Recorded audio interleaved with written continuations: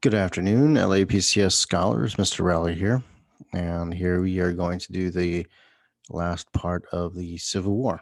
This is part 4 called The North Takes Charge. In 1863, the war shifted in favor of the North. General Grant leaves the Army of the Potomac. Important victories in the East.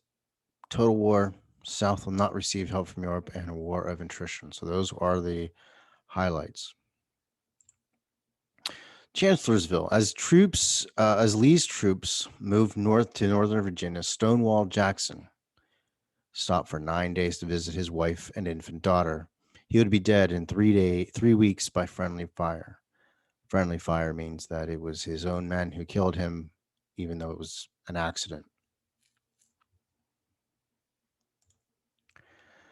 Lee met General Hooker at Chancellorsville in Virginia. The North was outmaneuvered by Lee easily.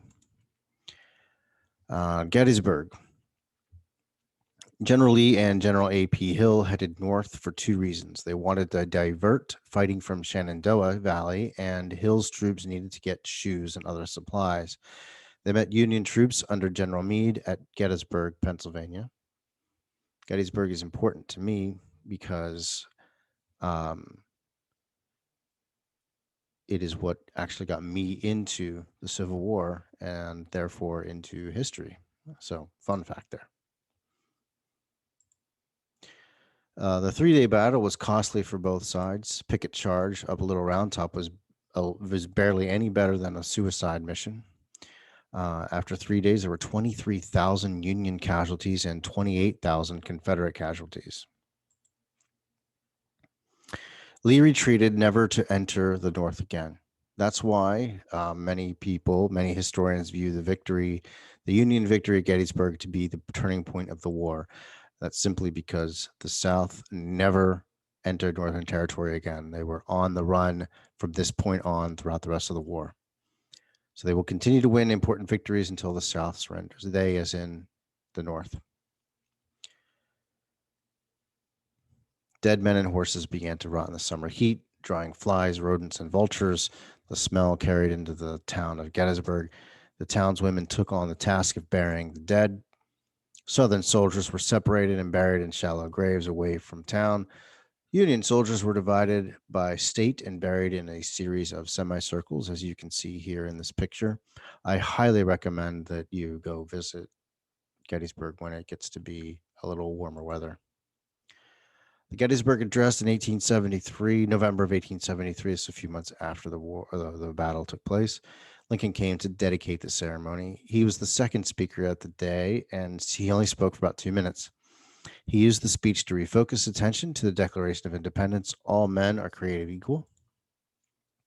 We will be talking about the Gettysburg Address next week in greater detail. The Siege of Vicksburg of 1863. The summer of 1863 saw another important victory of the Union in the West. This was in Vicksburg. Vicksburg is an overlook on the Mississippi River. It was one of the last areas that prevented the Union from controlling the entire river and successfully dividing the South. Remember, the North wanted to take control of the Mississippi River so that it would divide the South into two pieces. Grant laid siege to the town, firing into it for hours and hours each day. Mostly women, elderly, and children in the town sought refuge in the caves along the river.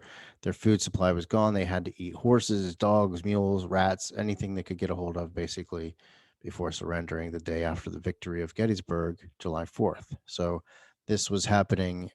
The siege of Vicksburg was happening in the conjunction with Gettysburg. So it was two very big, decisive victories for the Union. Conditions in the South of 1863. The South was quickly running out of men, arms, food, uniforms, and any other necessary supplies. They hoped that a long war would cause the North to stop fighting. They would just give up. It wouldn't be worth it anymore. The Gettysburg Address made it very clear that the North was not going to be giving up anytime soon. So that actually had a very serious effect on how the South started to really view this war. Southerners were asked to grow food crops rather than cash crops, such as cotton and tobacco. So they were being asked to um, give up their monetary gains in order to help the soldiers. Rebels deserted in great numbers. Jefferson Davis, who was the president of the Confederate States of America, and the Confederate Constitution, left little room to lead effectively. He couldn't direct the war effort himself, unlike the way Abraham Lincoln did. Abraham Lincoln very much used the commander in chief title that the president of the United States holds. And it was successful, and it was not easy, but it was very successful. Ulysses S. Grant. Lincoln, having gone through 5 generals in 2 years, appointed Grant as the supreme commander of the Union forces. He fought a war of attrition, killing Southern soldiers that could not be replaced. It meant that he also suffered from heavy losses. So he suffered heavy losses because he had the ability to throw soldiers into a battle, just wave after wave after wave. And a lot of men died or were wounded by that, but he knew that he could essentially continuously replace those men. Grant appointed William Sherman to lead the Union Army in the Deep South. He believed in total war, which meant attacking civilians since they supplied goods for the Southern war effort. Grant's war of attrition was devastating to the Southern Army. Grant knew that he could replace each of his dead soldiers. The South could not. Sherman's march to the sea. So General Sherman took his troops from Tennessee through Atlanta to Savannah. His men burned a path up to 60 miles wide, burned crops, poisoned wells, killed livestock, turned railroad ties into Sherman's neckties, as they called them. Sherman sent news to Lincoln in December of 1864 that his Christmas gift to the president was the city of Savannah. Then he turned north to help defeat Lee along with Grant. The election of 1864. Now, this is something that I want you to be paying close attention to because this is where you're going to find the information to complete your exit ticket. Democrats had General McClellan. Republicans had President Lincoln. Democrats were tired of the war, the costs, and the deaths. Republicans looked for a candidate who would appeal to Democrats, so they chose Andrew Johnson. So Andrew Johnson was Lincoln's vice presidential partner. So they needed somebody who could get the Southern vote. Johnson was a Southerner who never owned slaves. He was raised extremely poor. He resented the planter class and looked down upon the slave class. Lincoln needed a few victories before the election, or he felt he would lose. Military victories. Sherman's sacking of Atlanta and Farragut's control of the Mississippi River accomplished those things. The absentee ballots from the Union Army put Lincoln over the top. Lincoln won the election. The Lincoln took a physical toll on Lincoln. If you look at pictures from just 5 years before compared to in 1865 when he was just reelected, he looked like a very different man. Appomattox Courthouse. On April of 1865, Lee knew that he had no choice but to surrender. His men begged him not to do this, but he replied that it would only kill them all if he continued to fight. Jefferson Davis set fire to Richmond, which was the capital of the Confederate States of America, to prevent Grant from occupying it. Lee said, "There's nothing left for me to do and to see General Grant, and I would rather die 1,000 deaths." He said this April 9th, 1865. Grant was generous with his terms of surrender, allowing the rebels to take their animals and personal items with them.